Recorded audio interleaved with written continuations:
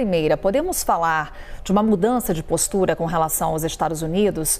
Quando teve início uma escalada do conflito entre Israel e Hezbollah, os Estados Unidos tentaram intermediar ali uma negociação de cessar-fogo, sem sucesso, uma rejeição por parte de Israel, sequer houve uma resposta por parte do Hezbollah. Ontem, um tom muito duro adotado pelas várias autoridades americanas em termos de resposta e consequências depois desse ataque do Irã. É um redirecionamento desse discurso dos Estados Unidos? Sim, Carol, por dois motivos. Até ontem de manhã, em primeiro lugar, até ontem pela manhã, os Estados Unidos insistiam na tese de que era necessário falar sobre um cessar-fogo, era necessário tentar conter uma guerra que pode se transformar numa grande guerra regional. Os Estados Unidos tentaram pressionar todas as partes desse conflito para impedir uma guerra maior.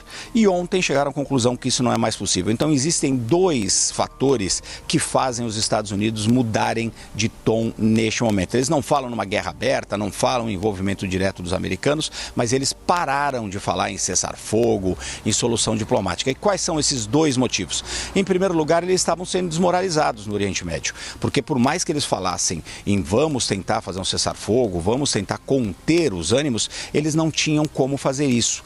O governo americano não iria, por exemplo, retirar o apoio militar que dá a Israel, um apoio militar muito grande. Sejam bem-vindos ao canal Profecias e Transição Planetária. Esse é o nosso vídeo número 73. Peço apoio de todos na divulgação do nosso canal. O nosso objetivo por aqui é preparar vocês para o mundo de regeneração através das análises proféticas. Bom, amigos e amigas, vamos para mais um vídeo naquele formato ali mais informal, aí, sem um roteiro pré-definido.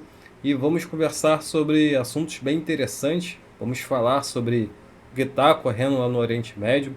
Bom, Israel foi vítima de um ataque fortíssimo por parte do Irã, mostrando que o Irã cumpriu aquilo com que havia prometido, que foi retaliar os eventos anteriores que aconteceram aí com a execução de alguns líderes ligados ao Irã, inclusive o líder do Hamas, do Hezbollah. Bom, vamos para o vídeo, vou mostrar para vocês aqui o que pode acontecer com essa nova escalada aí no Oriente Médio. Eu separei aqui uma notícia de um site importante e vamos dar uma olhada. E depois vamos falar sobre algumas profecias, tanto de Parravitini quanto de uma outra profeta, que depois a gente vai falar mais sobre ela. Bom, amigos e amigas, estamos aqui no site da BBC Brasil. Vamos dar uma olhada nessa notícia e depois quero conversar com vocês sobre as profecias de Parravitini e outras informações que separei aqui para a gente discutir. Vamos lá. Bom, qual pode ser a escalada da retaliação de Israel ao Irã? Então, dito isso, vamos dar uma olhada nessa notícia. Qual pode ser a escalada da retaliação de Israel ao Irã? Benjamin Netanyahu afirmou que o Irã pagará por isso após o lançamento de mísseis de uma hora atrás. Bom, o primeiro-ministro de Israel, Benjamin Netanyahu, afirmou que o Irã cometeu um grande erro com o lançamento de mísseis contra o território israelense na noite desta terça-feira, dia 2/10, e pagará por isso, né? Ameaçou aí Netanyahu. Então, o premier afirmou que após a divulgação pelas forças militares das informações sobre os disparos, que o governo iraniano não entende a determinação de seu país em retaliar contra seus inimigos. Abre aspas, eles entenderão, ele diz, nós manteremos a regra que estabelecemos que quem quer que nos ataque, nós o atacaremos. Segundo as forças israelenses, Israel foi alvo de cerca de 180 mísseis, a maioria deles interceptado, e a TV estatal iraniana divulgou uma declaração da Guarda Revolucionária Islâmica, GRI. Então por que o Irã atacou Israel, né? Diz aqui, ó. A TV estatal iraniana divulgou uma declaração da Guarda Revolucionária Islâmica, GRI, em que a organização descreve o ataque como retaliação pela execução em julho do líder do Hamas, Ismael Haniyeh, assim como um líder do Hezbollah, Hassan Nasrallah na sexta-feira, dia 27/9, e também pela execução de libaneses e palestinos, né? Lembrando que já são mais de 1.000 vítimas aí desse novo fronte que abriu Israel aí no Líbano, né? Então, continuando aqui, no texto, a Guarda Revolucionária ainda faz uma ameaça a Israel, caso o país responda ao ataque. Mas afinal, qual pode ser a escalada da retaliação de Israel ao Irã, né? Segundo declarações feitas pelo próprio governo israelense, a resposta virá com força, avalia Frank Gardner, correspondente de segurança da BBC. A contenção que os aliados internacionais haviam pedido de Israel após o bombardeio iraniano anterior, em abril, provavelmente não estará em evidência desta vez, diz, né?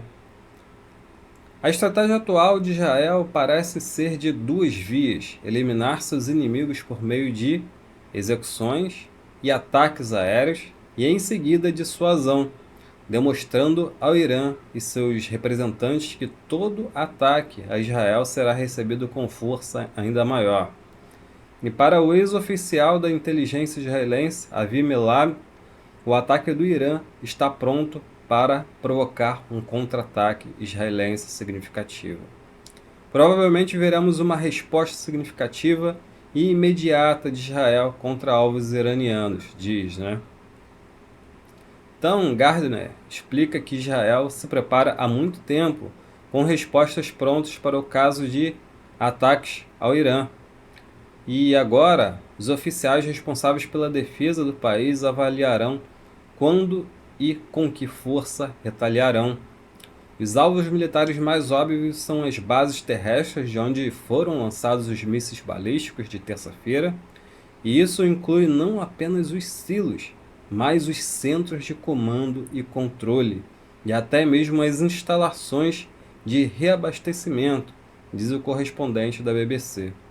Segundo ele, Israel poderia até mesmo tentar ativar sua rede de agentes dentro do Irã para ir atrás daqueles que ordenaram e executaram o ataque com mísseis.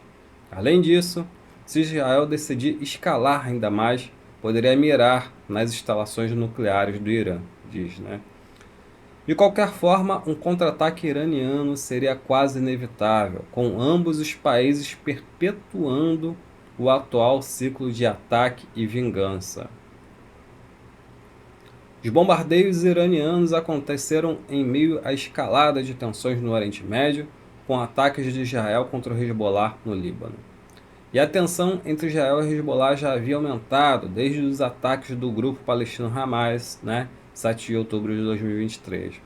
Mas a situação piorou a partir de 17 de setembro desse ano, quando ocorreram explosões de pagers e walkie-talkies usados pelo Hezbollah no Líbano, matando mais de 30 pessoas e deixando mais de 2.000 feridos. Israel foi acusado pela ação, mas não negou nem confirmou a autoria. Poucos dias depois, o sul do Líbano passou a ser fortemente bombardeado por Israel. Autoridades libanesas dizem que mais de 1.000 pessoas foram vítimas nas últimas 2 semanas, em meio aos ataques de Israel, e até 1 milhão de pessoas precisaram deixar suas casas. Além, amigos e amigas, de ter cerca de 70.000 pessoas deslocadas aí do norte de Israel por causa dos ataques aí do Hezbollah, né? E aí a gente chega aqui as fontes de notícias de Israel. Aqui é o principal jornal de Israel, o Haaretz, dizendo que 8 soldados israelenses foram mortos aí na operação terrestre no sul do Líbano, né? Então, quer dizer, Israel já está confrontando o Hezbollah ali no sul do Líbano, e já tivemos aí 8 soldados, né, que perderam suas vidas. Então, Israel já está envolvido numa guerra regional, conforme a gente cansou de falar aí no canal, né? E se não houvesse um acordo de paz, não tivesse ali o fim desse conflito que acontece ali em Gaza, que isso poderia se espalhar, né?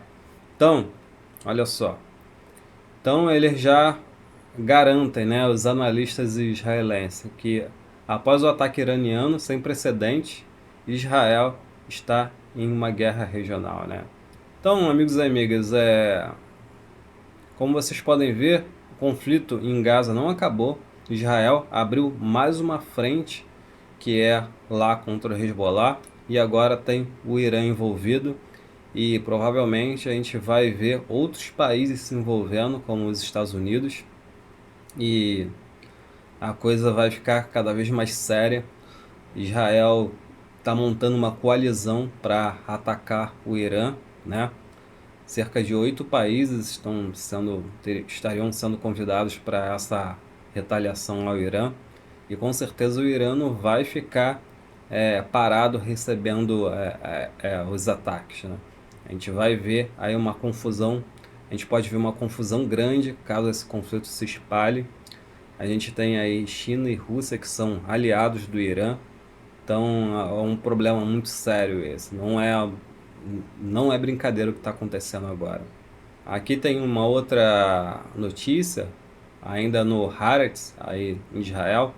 Israel pode ponderar ataques a locais estratégicos iranianos em resposta à barragem de mísseis, né? Então, eu não posso exibir aqui o ataque de mísseis que o Irã fez, porque o vídeo pode ser bloqueado, mas foi um ataque significativo. A gente viu ali uma chuva de fogo caindo do céu e teria acertado aí bases militares de Israel. Não parece que só houve uma vítima, né? Porque o Irã não atacou alvos civis e Israel já sabia que esse ataque ia acontecer, então ele protegeu todos os civis ali, né, em bunkers, enfim. Se a gente for aqui no principal veículo de comunicação de mídia árabe, que é a Al Jazeera, a gente vai ver outras informações importantes. Então, dizendo aqui que o Hezbollah já luta aí contra Israel no Líbano, e eu vi um vídeo onde helicópteros são usados para poder retirar feridos ali desse confronto entre Israel e Hezbollah, né? Hezbollah tem vantagem porque conhece muito bem aquele terreno, já deve ter várias armadilhas preparadas ali. Então, com essa infiltração aí por terra, né? Israel também tem soldados experientes, é forte na parte aérea, né? Tem ali caças de última geração, mas essa questão do combate corpo a corpo é muito complicada, porque eles lutam contra um inimigo que conhece muito bem o terreno, né? E Israel diz que não houve danos nas bases, não houve danos significativos nas bases aéreas atingidas, né? Enquanto o Irã afirma que 25 caças F-35 teriam sido destruídos, né? A gente não sabe com quem está a razão, mas de qualquer forma, Israel não vai admitir que houve danos significativos, porque isso seria um erro estratégico, né? E aí a gente chega nessa questão profética. Olha que coisa interessante, porque o ataque do Hamas aconteceu também em outubro, no dia 7 de outubro. E esse novo fronte que vai se abrindo aí com o Irã aconteceu entre o dia 1º e o dia 2, né? Então, amigos e amigas, estou com outra informação aqui que eu extraí de outro veículo de comunicação, mais alinhado ao Oriente do que ao Ocidente. Então, o que eles afirmam, né? Afirmam que 3 bases militares de Israel teriam sido atingidas, próximas a Tel Aviv, né? E a base aérea de Nevatim teria sido destruída. Eles afirmam também que 20 aviões F-35 de Israel foram destruídos, né? E pelo menos 80% dos mísseis iranianos atingiram os alvos. O que fica evidente também é que contra esses mísseis balísticos o Iron Dome não é tão eficaz, né, como muitos afirmam aí, como a gente pode ver, muita propaganda sobre o Iron Dome. Esses mísseis, eles alcançam uma velocidade absurda e eles teriam também usado mísseis hipersônicos que supostamente teria passado sem maiores problemas, né, por esse sistema de defesa. E foi dito também que um sistema antiaéreo aí de Israel teria sido atingido, né? Os sistemas Arrow, se eu não me engano, 1 e 2 teriam sido atingidos. Não sei se essa informação procede. De acordo com estimativas dos Estados Unidos, o Irã lançou cerca de 200 mísseis balísticos contra Israel, enquanto a mídia iraniana reportou mais de 400 mísseis, né? O que eu vou falar para vocês é que a gente já está numa terceira G, só que ainda de baixa intensidade, porque eles vão organizando essas peças, esse tabuleiro de xadrez, né? A gente viu a visita de figuras importantes da Rússia ao Irã. Provavelmente a gente não sabe qual foi o teor ali das discussões, mas com certeza envolve a questão bélica, envolve a troca de informações e provavelmente envolve também a troca de equipamentos. Então, tem essa notícia aqui que passou batido, mas um navio petroleiro da Marinha dos Estados Unidos no Oriente Médio teria sido danificado. Esse navio, ele é responsável por abastecer os porta-aviões que ficam estacionados ali com combustível de aviação, né? E muita água entrou nesse navio. Eles não admitiram que foi um ataque, falaram que foi um incidente, mas, bom, tudo indica que tenha sido mesmo um ataque, né? Separei aqui um trecho de um vídeo para vocês mostrando esse suposto ataque que ocorreu a esse navio de abastecimento americano.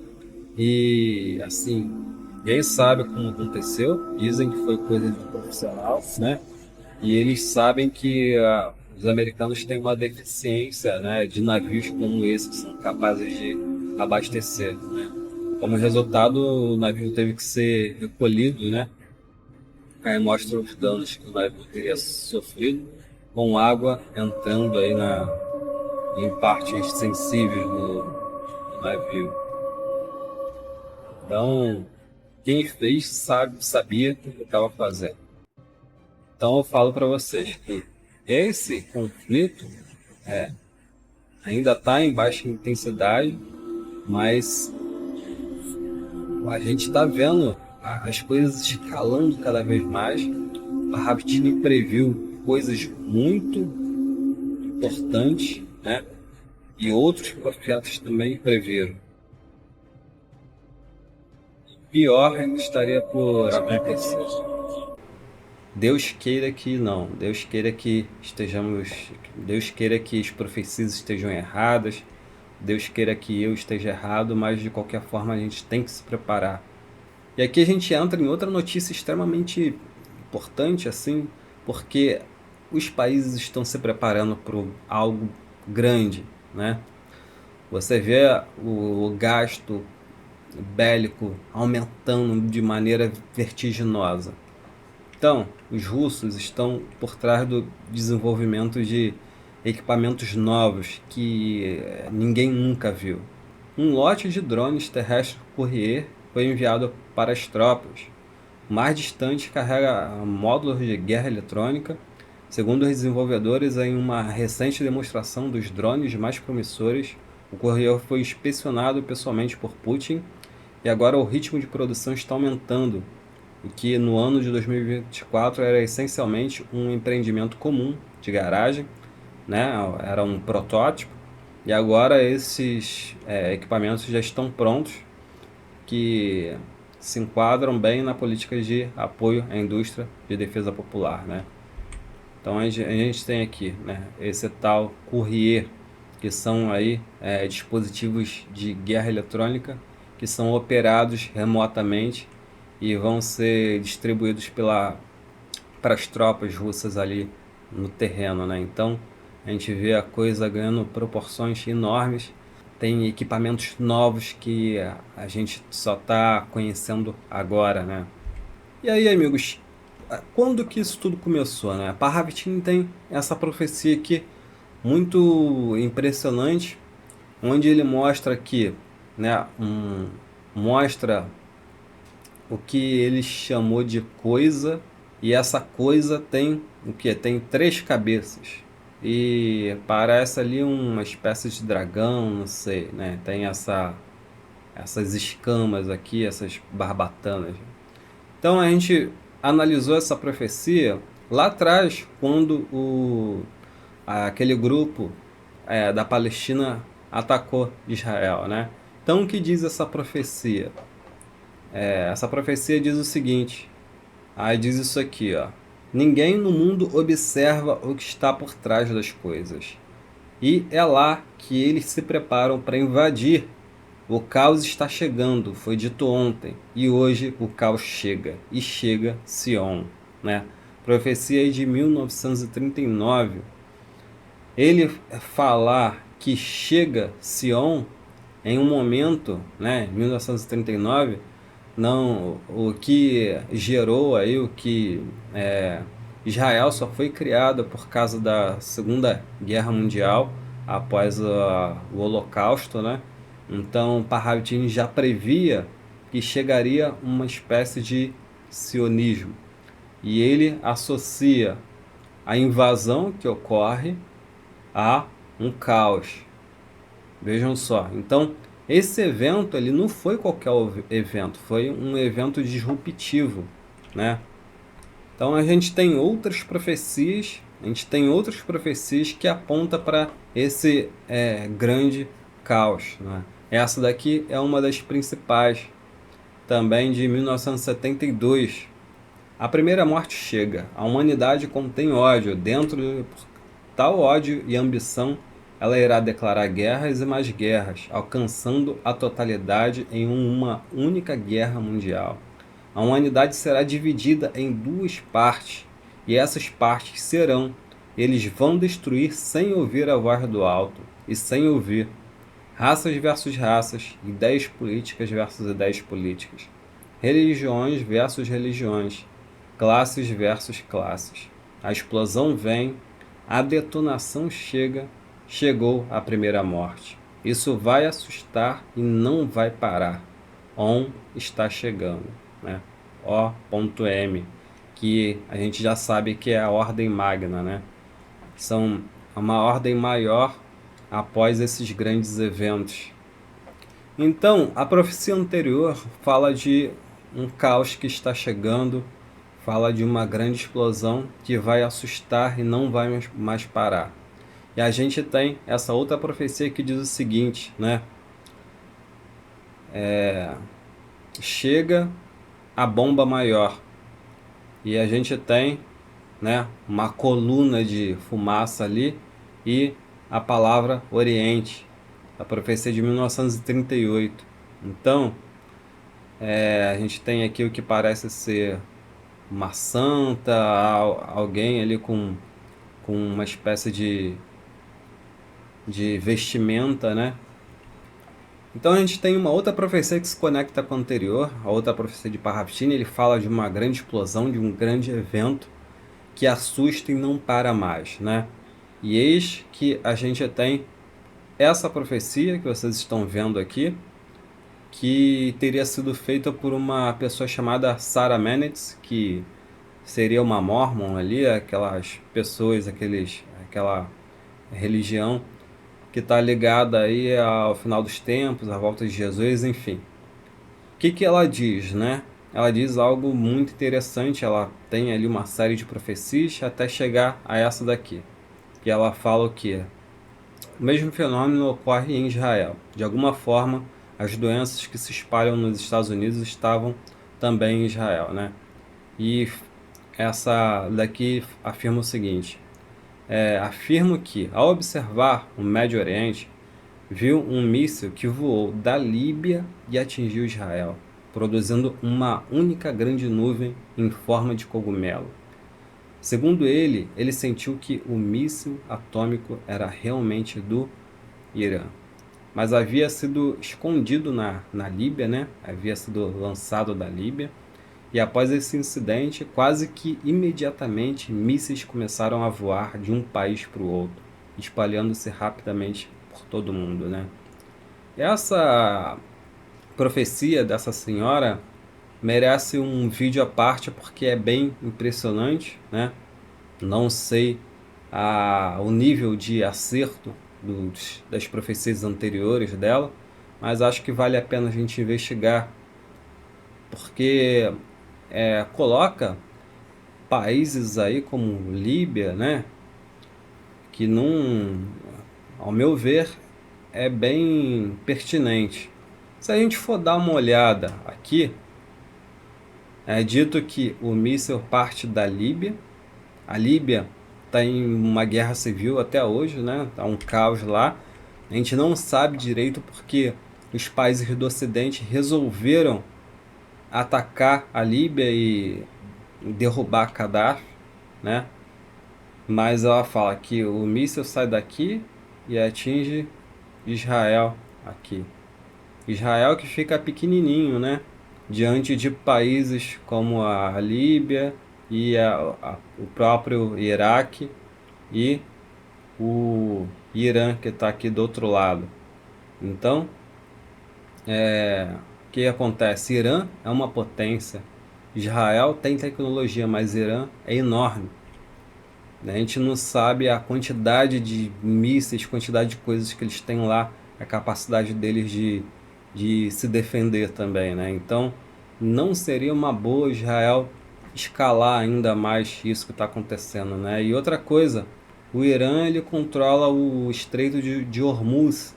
Então, o Irã, se quiser, ele pode interromper todo o fluxo de petróleo que passa por aqui, que sai do Kuwait, sai desses países que são abarrotados de petróleo, né? Tudo que o Ocidente consome vem daqui do Oriente Médio. Então, por isso que não seria uma boa escalar esse conflito, porque vai dar uma M generalizada. E aí a gente começa a entender as profecias de Parravitini, porque se bloqueia todo o fluxo de petróleo, de energia que vem daqui para abastecer o Ocidente, aonde mais tem tanto petróleo assim? Aqui do outro lado, pertinho dos Estados Unidos, que é na Venezuela, né? Então o que diz Parravitini? Ele diz que o Caribe, o mar do Caribe vai se incendiar. Venezuela é apoiada aí por China e Rússia. Se os Estados Unidos tentar invadir a Venezuela para ter esse petróleo de alguma forma, então já viu que a China e provavelmente a Rússia não iria deixar, né? E é dito por Parravitini que os Estados Unidos vão ser vilipendiados, ou seja, humilhados. Então, meus amigos e amigas, o que a gente está vendo parece que é um ensaio para o cumprimento de todas essas profecias, né? Então, creio eu que deveria de ficar por isso mesmo. Israel não deveria de voltar a atacar o Irã para isso se perpetuar. O que está acontecendo lá? O que Israel diz? Israel quer um novo Oriente Médio. Ele chamou de nova ordem no Oriente Médio. Então ele quer acabar com os inimigos dele, né? Então ele começou por Gaza, o Hamas, que é ali pertinho, depois partiu para o Hezbollah, que é o Líbano, e o outro principal inimigo de Israel é o Irã, né? Mas para Israel conseguir agredir o Irã, precisaria também de outros países, de uma coalizão. E aí tem, sim, né, Reino Unido, Estados Unidos e praticamente aí todos os países da Europa apoiando Israel. E a gente viu no outro vídeo que o fundo disso tudo é sim a questão da energia, né? Da energia, do petróleo, do gás que tem nessa região aqui para abastecer toda a Europa, né? O fundo de toda essa guerra é o que? A ambição que Parravitini fala em suas profecias, né? E porque antes a energia vinha daqui da Rússia, mas foi interrompido esse fluxo.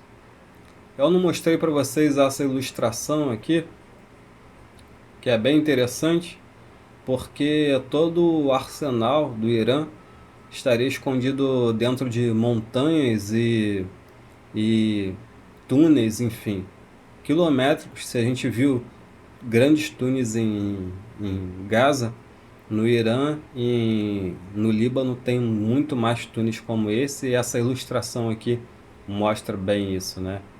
A gente não sabe se é bem assim, mas a gente viu também que Israel tem um poderio militar muito grande e que ele tem capacidade também de destruir bunkers, né? Como a gente viu naquele ataque que ceifou a vida de Nasrallah, difícil de falar esse nome, né? Mas ficou um enorme buraco ali, eles chamam essas bombas de destruidoras de bunkers, né? Mas enfim, o tempo vai mostrar se essas profecias estão certas ou não. Eu espero que não estejam. Então, espero que tenha ficado claro, né? Espero que eu não tenha me delongado muito e que faça sentido para vocês, né? As profecias, elas estão se cumprindo. A gente está vivendo um momento muito delicado. Peço que orem aí pela humanidade, que orem para que eles resolvam esses conflitos de outra forma, porque se houver um conflito em escala global, vai ser o último, porque a própria natureza vai se encarregar de acabar com esse conflito. É isso, meus amigos e amigas. Curta, compartilhe esse vídeo, inscreva-se aí no nosso canal. A gente analisa profecias aí e vai conectando os pontos, né, casando com esses eventos que vão acontecendo e com a geopolítica mundial. Namastê, muita luz para todos e até a próxima. Tchau, tchau!